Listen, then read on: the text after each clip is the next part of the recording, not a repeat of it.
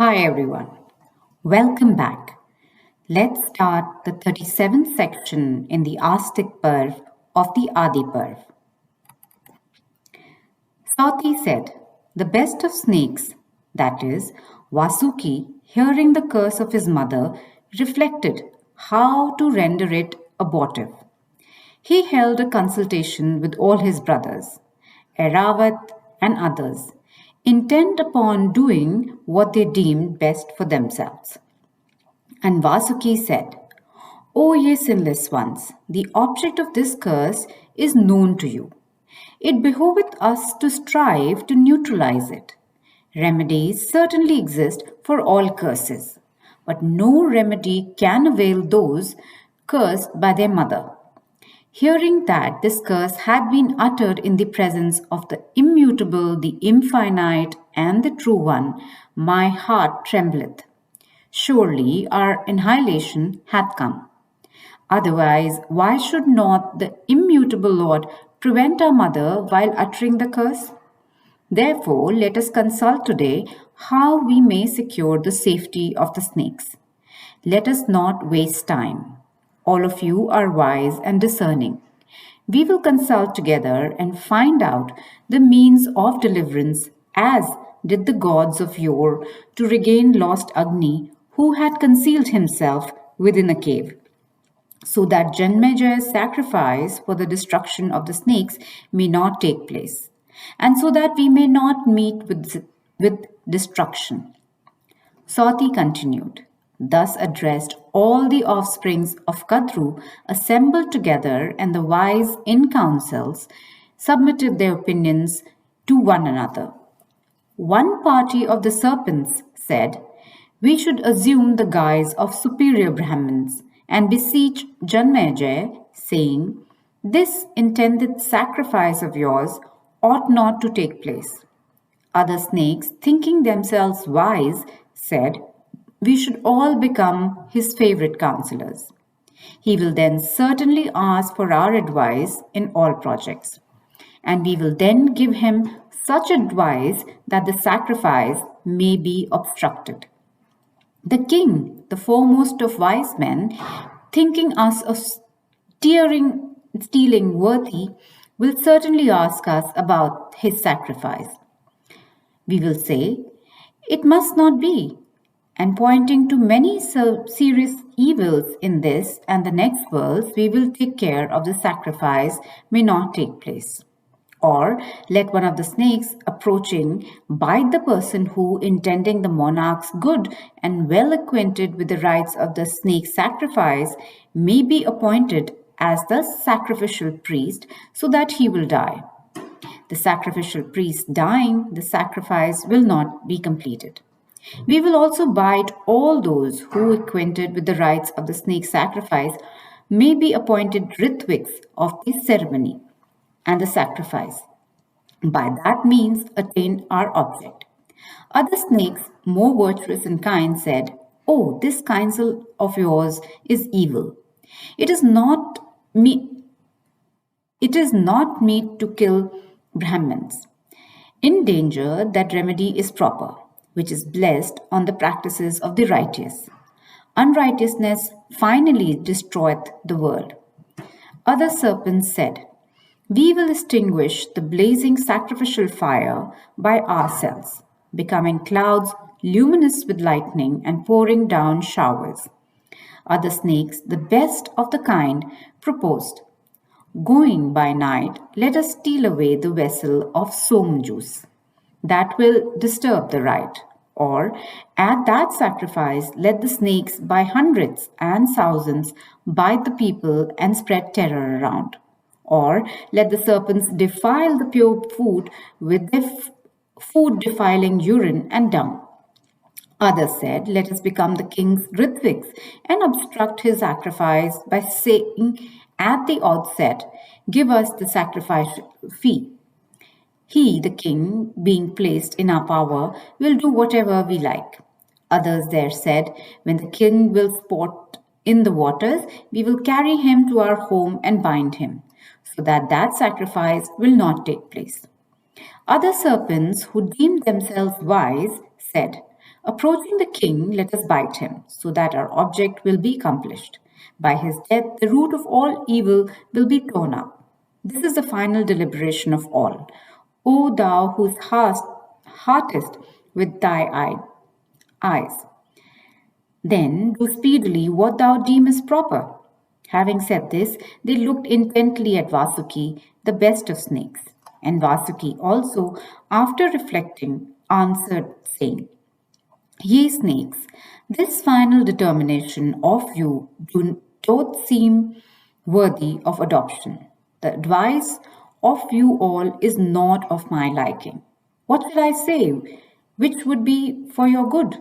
I think the grace of the illustrious Kashyap, our father, can alone do us good. Ye snakes, my heart doth not know which of all your suggestion is to be adopted for the welfare of my race and also of me. That must be done by me, which would be your will. It is this that makes me so anxious, for the credit or discredit of the measure is mine also. So ends the 37th section in the Astik Parv of the Adi Parv. Section 38. Astik Parv Continued. Swati said, hearing the respective speeches of all the snakes and hearing also the words of Vasuki, Ilapata began to address them, saying, That sacrifice is not one that can be prevented, nor is King Janmejay of the Pandava race, from whom this fear proceedeth, such that he can be hindered. The person, O king, who is afflicted by fate, hath recourse to fate alone. Nothing else can be his refuge. Ye best of snakes, this fear of ours hath fate for its root. Fate alone must be our refuge in this. Listen to what I say. When that curse was uttered, ye best of snakes, the fear I lay crouching on the lap of my mother. Ye best of snakes, and O Lord Vasuki of great splendor, from that place I heard the words the sorrowing god spake unto the grandsire. The god said, O grandsire, thou gods of God, who else than the cruel Kadru could thus, after getting such dear children, curse them so, even in thy presence? And, O grandsire, by thee also had been spoken with reference to those words of hers. Be it so. We wish to know the reason why thou did not prevent her. Brahman replied, The snakes have multiplied. They are cruel, terrible in form, and highly poisonous. From desire of the good of my creatures, I do not prevent Kadru then. Those poisonous serpents and others who are sinful, biting others for no faults, shall indeed be destroyed, but not they who are harmless and virtuous. And hear how, when the hour comes, the snakes may escape this dreadful calamity. They shall be born in the race of the Jayavratas, a great rishi, known by the name of Jaratkaru, intelligent with passions under complete control. Jat Jaratkaru shall have a son of the name of Astika.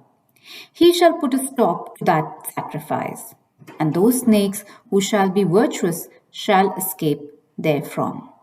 The god said, O thou truth-knowing one, on whom will Jaratkaru, that foremost Muni, gifted with great energy and asceticism, beget that illustrious son?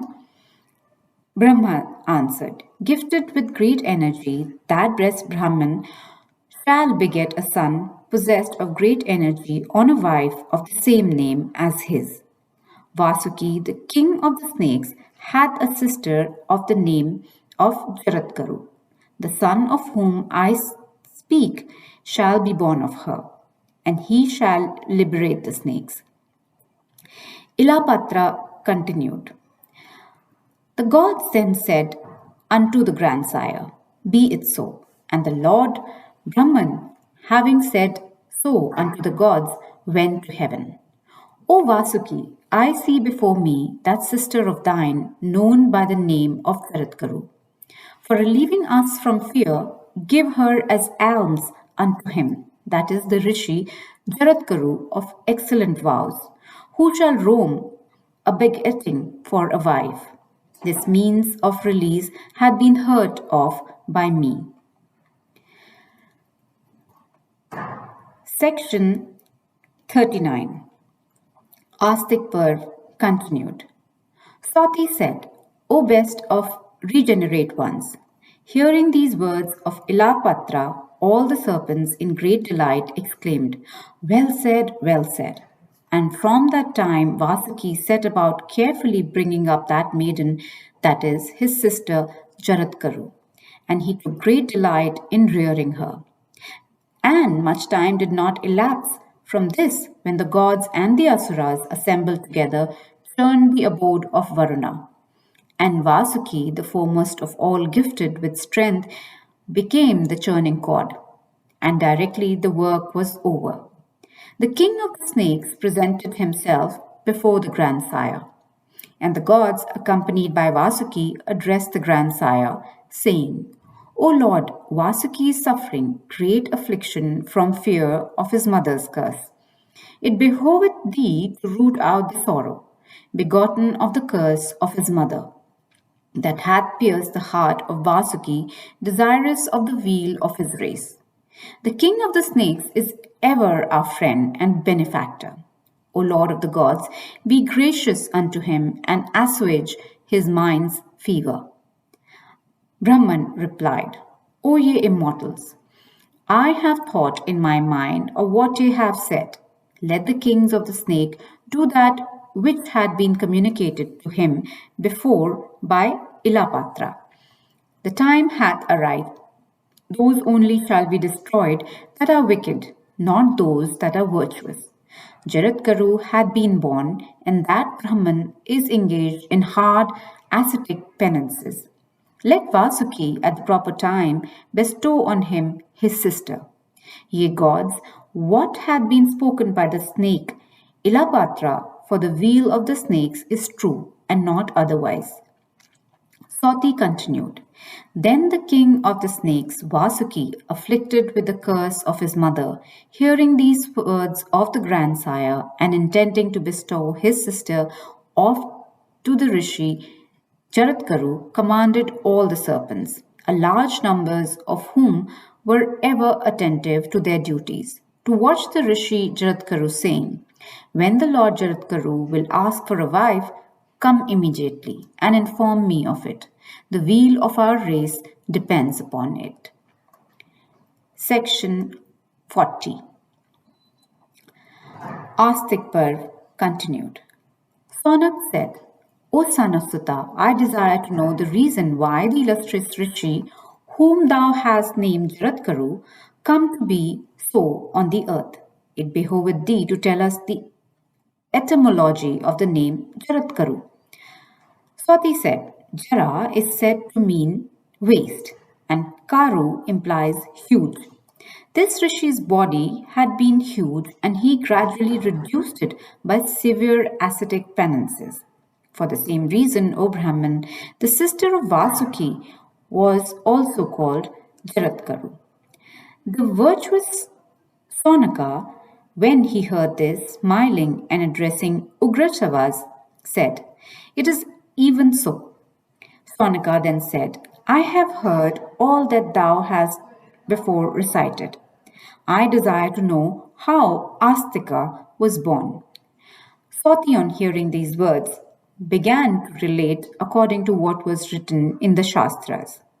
Swati said, Vasuki, desirous of bestowing his sister upon the Rishi Jaratkaru, gave the snakes necessary orders. But days went on, yet that wise Muni of rigid vows, deeply engaged in ascetic devotions, did not seek for a wife. That high souled Rishi, engaged in studies and deeply devoted to asceticism, his vital seed under full control, fearlessly wandered over the whole earth and had no wish for a wife.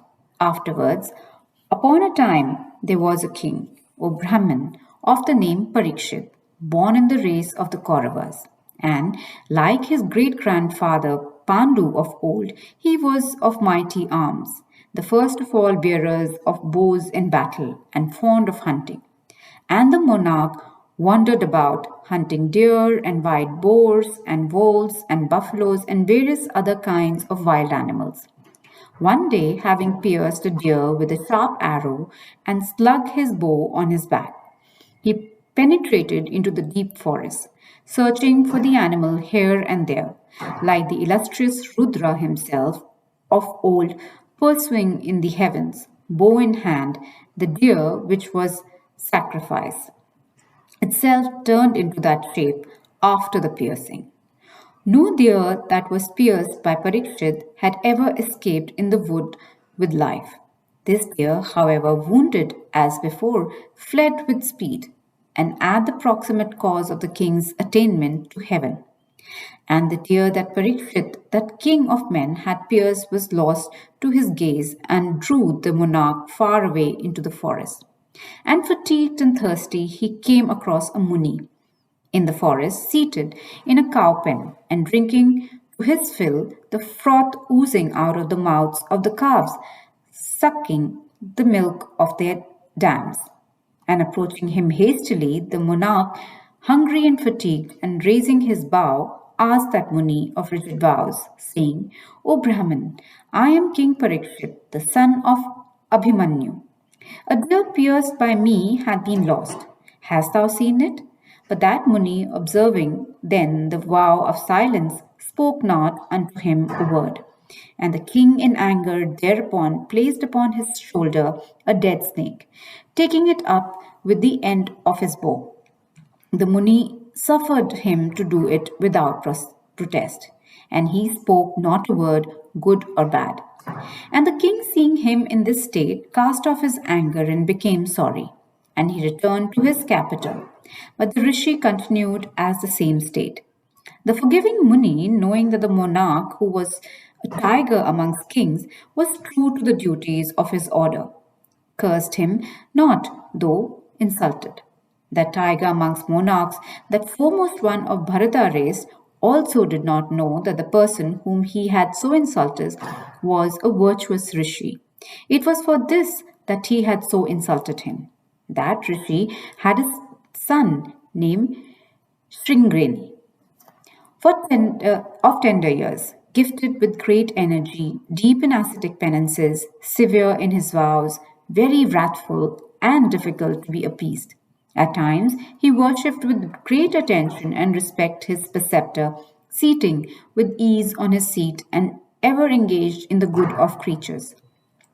And commanded by his preceptor, he was coming home when, O best of Brahmins, a companion of his, a rishi's son named Krisha, in a playful mood, laughingly spoke unto him. And Shringin, wrathful and like unto poison itself, hearing these words in reference to his father, blazed up in rage. And Krisha said, Be not proud, O Shringin, for the ascetics as thou art, and possessed of energy, thy father bears on his shoulders a dead snake. Henceforth speak not a word to sons of rishis like ourselves, who have knowledge of the truth, are deep in ascetic penances, and have attained success.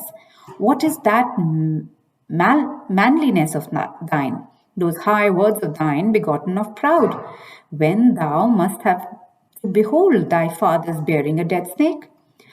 O best of all Munis, thy father too had done nothing to deserve this treatment, and it is for this that I am particularly sorry, as if the punishment were mine.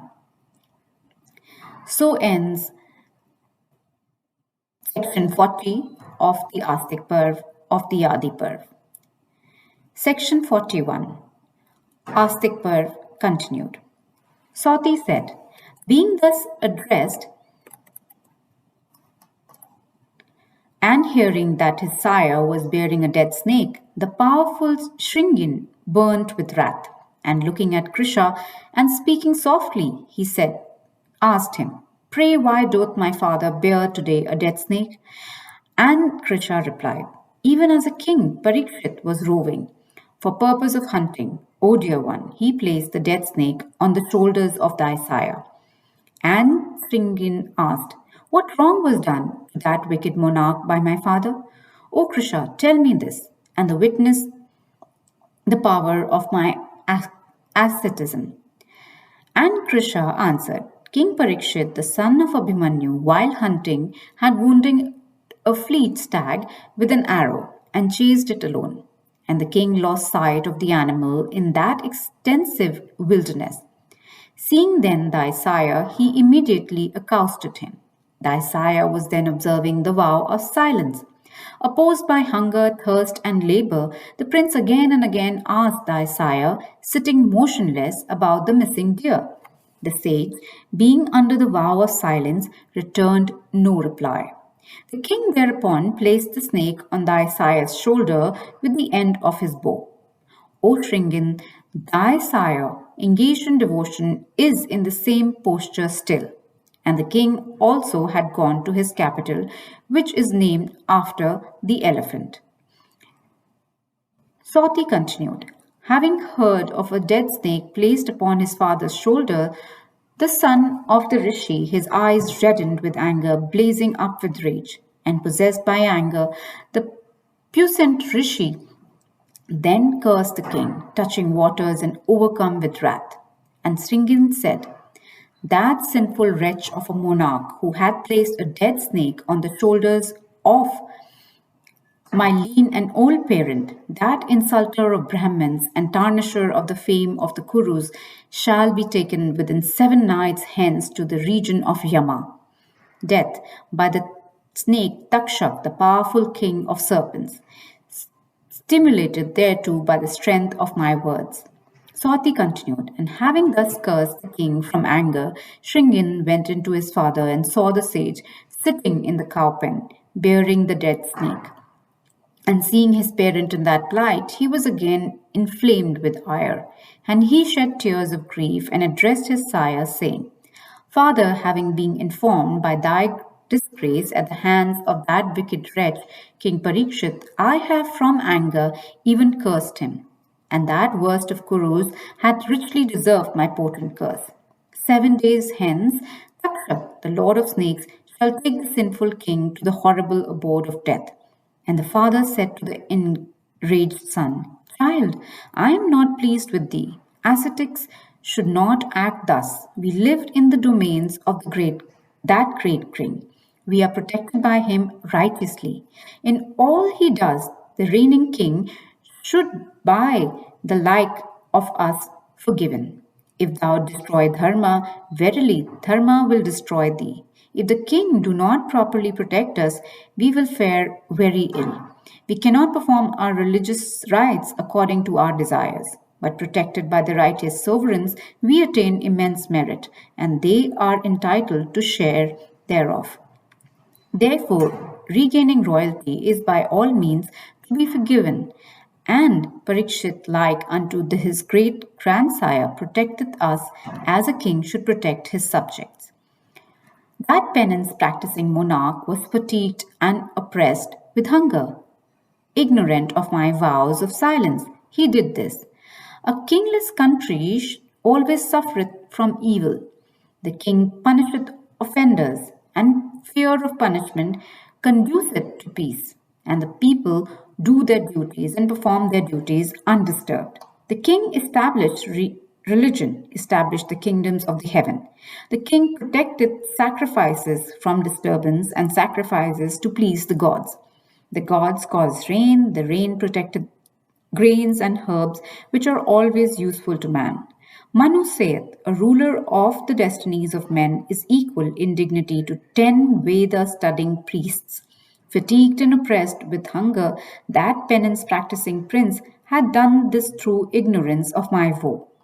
Why then thou harshly done this unrighteous action through childlessness? O son, in no way doth the king deserve a curse from us.